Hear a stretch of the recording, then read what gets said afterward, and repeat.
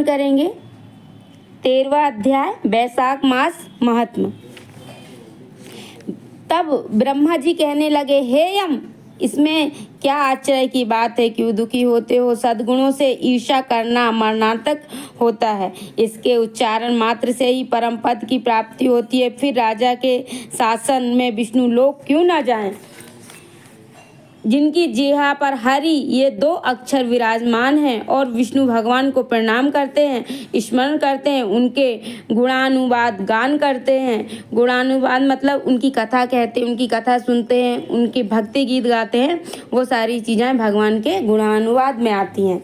उनको अश्वमेध यज्ञों के समान फल मिलता है, जो संपूर्ण पाप दूर हो जाते हैं।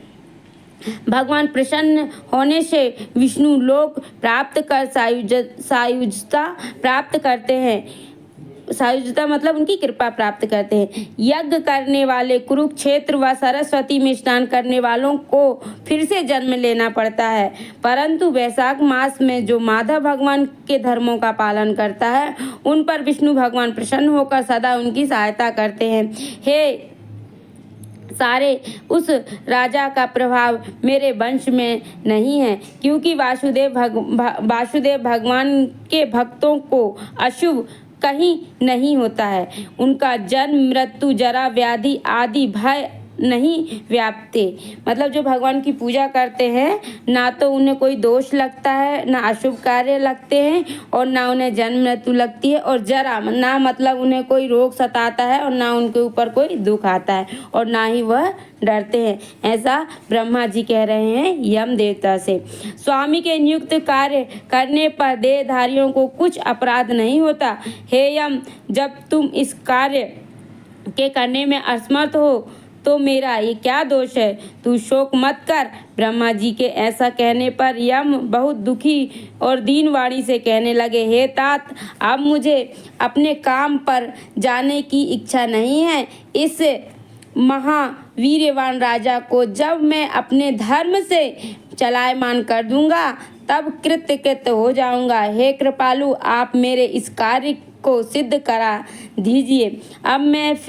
तब मैं फिर शासन करूंगा। यह बात सुन ब्रह्मा जी यम से कहने लगे, इस विष्णु धर्मपरायण राजा का निग्रह तू नहीं कर सकता। फिर ब्रह्मा जी यम को साथ ले क्षीर सागर में विष्णु भगवान के पास गए और सांख्य योग द्वारा स्तुति करने लगे।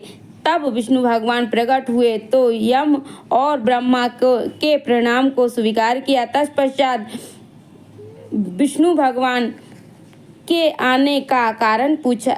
तब भगवान ने उनके आने का कारण पूछा। ब्रह्मा जी बोले, हे श्रेष्ठ, आपके दास राजा के शासन में सब मनुष्य वैशाखो धर्म का पालन करते हैं, विष्णु पद को प्राप्त करते चले जा रहे हैं। इसी कारण यमपुरी शून्य हो गई है। इससे अत्यंत दुखी होकर यम राजा ने से युद्ध करने गया था, उसको मारने का दंड उठाया। तब उसके चक्र ने उसे परास्त कर दिया। तब आपके चक्र ने उसे परास्त कर दिया। यह तो दुखी हो मेरे पास आया है। हम आपके महात्मा भक्तों को दंड देने में सामर्थ्य नहीं है। अतः हे प्रभु, हम आपकी शरण में आए हैं। इसलिए हे प्रभु, उस राजा को दंड देकर आप अपने यम की रक्षा करिए। ब्रह्मा के यश वाक्य सुनकर भगवान विष्णु हंसे और ब्रह्मा जी से तथा यम जी से बोले, मैं लक्ष्मी तथा प्राण और देह श्री वत्स कौतुकमणि तथा वैजंती माला, श्वेतवर, दीप, बैकुंठ, क्षीर सागर, शेष और गरुड़ का त्याग कर सकता हूँ। ये सारी चीजें भगवान विष्णु को अति प्रिय हैं। परंतु ऐसे भक्तों को कदापि नहीं त्याग सकता जिन्होंने मेरे लिए संपूर्ण भोग त्याग दिए हैं, प्राण छोड़ दिए हैं, मुझ में ही अपने आत्मा को लगा दिया है। मैं उन्हें कैसे छोड़ सकता हूँ? अतः एवं मैं यम तेरे दुख को दूर करने का उपाय बताता हूँ। उस राजा को मैंने 10 सहस्त्र वर्ष की आयु दी थी। मतलब उनको 10,000 वर्ष की आयु मिली थी।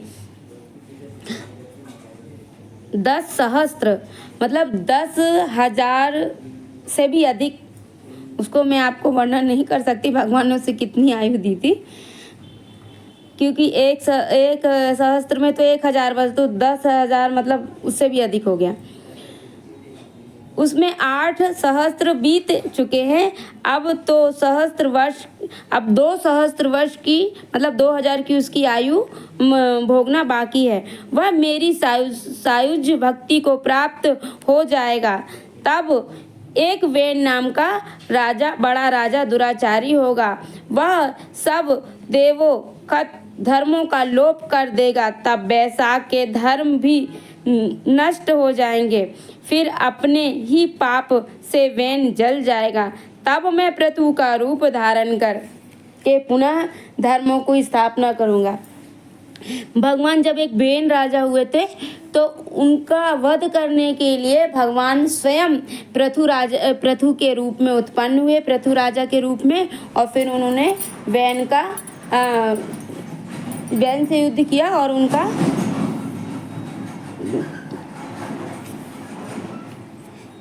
वैन से युद्ध करके उनका संहार किया। और उसके बाद फिर उन्होंने पुनः स्थापना की थी वैशाखोखत की। करके पुनः धर्मों की स्थापना करूंगा और वैशाखोखत प्रख्यात धर्म मनुष्यों को से कराऊंगा। इस प्रकार यम तेरे कार्य की सिद्धि हो जाएगी। तू खेद मत कर। वैशाख के धर्म में निष्ठ महात्माओं द्वारा इस वैशाख मास में भी तुझे भाग प्राप्त होगा। राजा से भी तेरा भाग तुझे मिलेगा। तू खेद छोड़कर पराक्रम प्राप्त होने योग बन। जो मनुष्य पृथ्वी पर तेरे उद्देश्य से प्रतिदिन, देखिए हम जब भी स्नान करते हैं तो यदि हम नदी में स्नान करें तो यम देवता के नाम से हमें एक डुबकी लगा लेनी चाहिए, या हम घर में भी स्नान करते हैं तो 1-2 लोटे उनके नाम का भी हमें स्नान करना चाहिए। किनका? यम देवता का। ये भगवान जनार्दन के स्वयं वाक्य हैं। प्रतिदिन स्नान, अर्ध जल, कुंभ दली, कुंभ मतलब मटका, अन्न आदि का दान ना करेंगे, उसके किए सब काम निष्फल हो जाएंगे। भगवान ने स्वयं कहा है कि यम देवता को भी हमें उनके नाम से भी स्नान करना चाहिए, उन्हें अर्ध मतलब उन्हें जल दान करना चाहिए, और कुंभ उनके घड़े और अन्य सब उनके नाम से भी हमें ब्राह्मण को दान करना चाहिए। अतः एवं उस राजा के ऊपर क्रोध का त्याग छोड़ दे।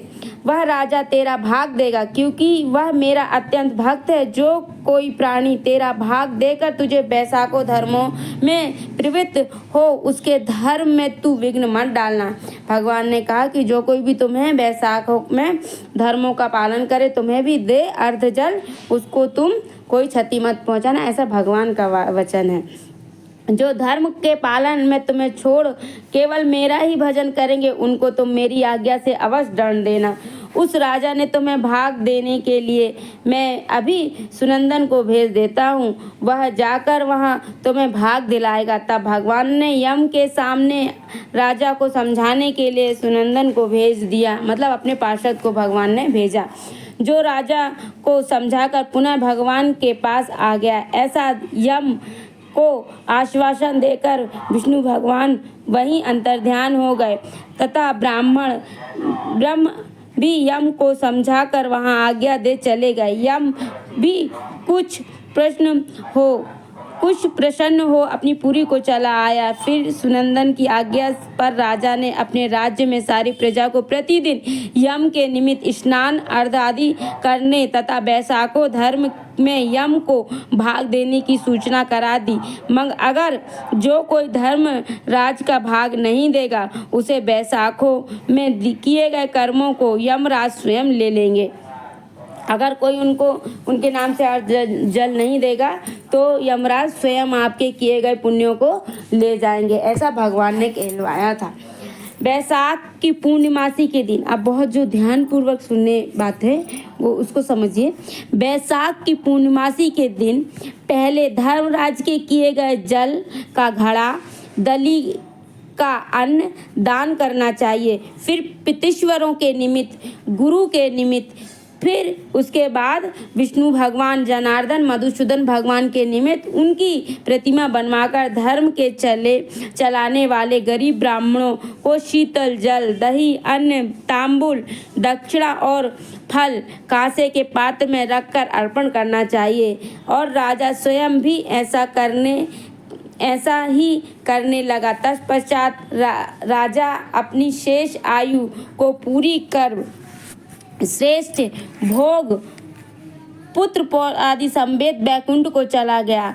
फिर वेन नाम का एक महानीच राजा हुआ। उसने सब धर्म का वैशाखों धर्मों से लोप कर दिया, अतः सब प्राणी धर्मों को करना भूल गए। इसी कारण वैशाखों का धर्म बहुत प्रसिद्ध नहीं हुआ। विष्णु भगवान के कोई विरले भक्त ही इन धर्मों को जानते हैं। बोलो श्री हरिनारायण विष्णु भगवान की जय, माता लक्ष्मी की जय, राधा रमन लाल की जय, बाल गोपाल कृष्ण की जय, शालिग्राम तुलसी मैया की जय। मिलते हैं आपसे 14वें अध्याय में। जब तक जय श्री कृष्ण।